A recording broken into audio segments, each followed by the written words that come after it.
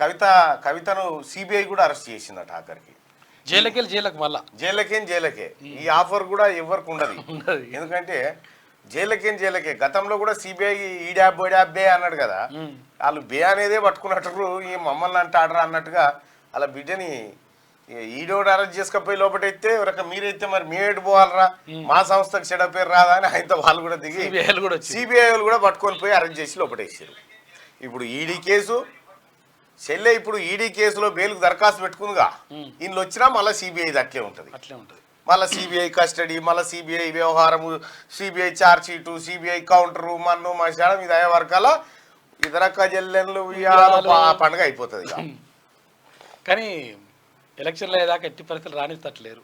ఈ ఎలక్షన్ కాదే అన్న, వచ్చే ఎలక్షన్ ఈ ఎలక్షన్ కాదు, ఈ తెలంగాణ 2024 డిసెంబర్ దాకా కూడా నాకు డౌటే, గ్యారంటీ లేదు.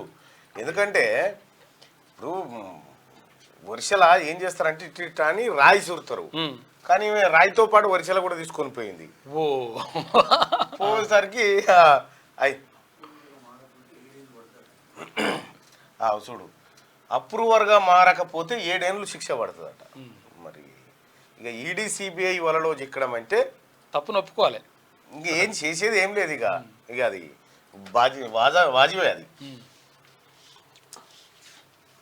కానీ మీ నాయన గిట్ల తొంగి చూడు వస్తలేడు చూడమ్మా కవితమ్మ, ఆయనకు కూడా అర్థమైనట్టు పోరి చేసే ఉంటది, అవలా పోరి చెప్తిని లేదని ఆయనకు కూడా ఉంటది మనసులో, పెద్ద మనిషి.